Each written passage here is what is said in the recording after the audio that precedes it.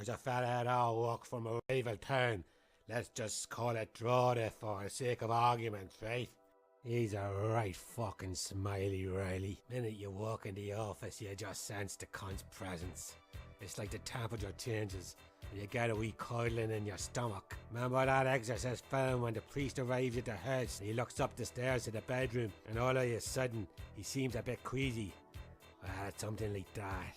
Anyway, suddenly he appears from the kitchen with a cup of tea in her hand. He sits there on his Jack Jones, away from everyone else, and you can tell he hates every minute of being in this place. Like a demon forced to spend a day in heaven.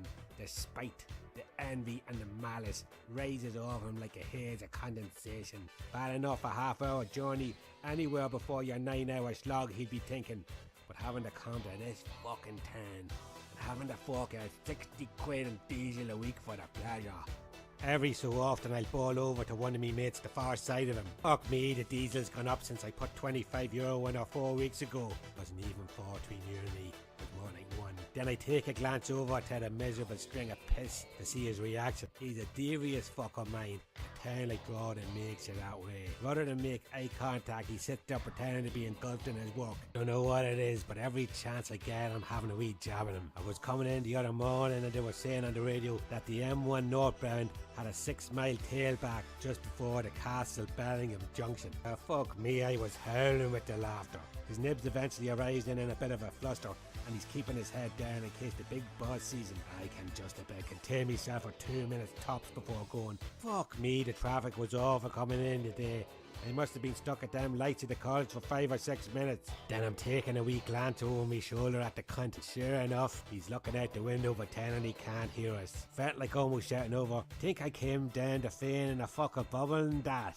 Yeah, the hate Dundalk.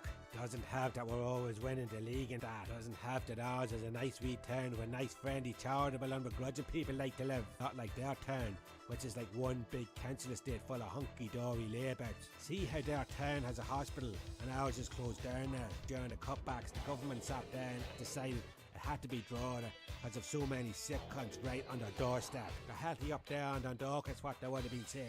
Half an hour drive won't kill a healthy person at that. Where was I born? Well, I was born in Drogheda, but 2 minutes in a place doesn't make you from the cunt.